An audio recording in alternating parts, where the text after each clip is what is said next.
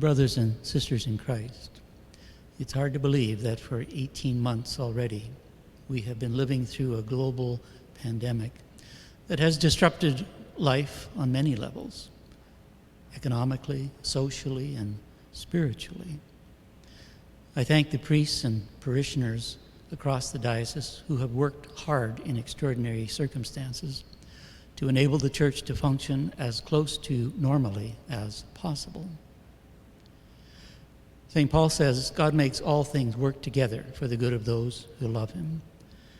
And even in the midst of a public health crisis, we can recognize good things that have emerged. All of us are more aware of the needs of those elderly and isolated people who are on the peripheries of our community. These times have also inspired practical charity. It was very edifying to learn that some parishes that surpassed their appeal goals decided not to take a rebate, but to return the money to the diocese so that smaller communities could get the support they need to continue to function. This is true Christian stewardship, giving back to God out of gratitude for all his gifts to us. It is also a lesson in how we depend on each other to ensure the Church's mission continues. The pandemic shows some signs of winding down, but the effects are far from over, and parishes are still in recovery mode.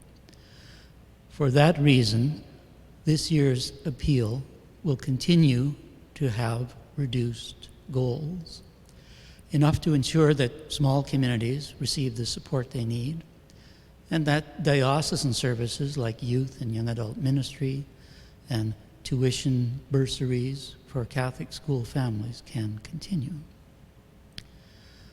Something that has changed from last year is the heightened awareness around graveyards associated with residential school sites.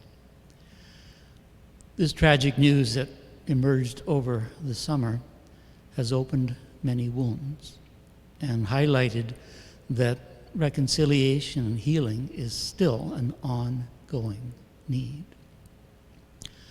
To help serve that purpose, the bishops of British Columbia decided that in all 5 of our dioceses there would be a special appeal in the fall for a fund to support efforts toward healing and reconciliation. And right now there is ongoing consultation with Indigenous Catholics and other leaders to indicate how funding could best be used to serve this need. This fundraising effort for healing and reconciliation will run parallel to the ordinary annual appeal, because the infrastructure is in place in parishes to receive donations for this cause as well. This year's appeal form will offer you the option of supporting the regular appeal and or the Reconciliation and Healing Fund.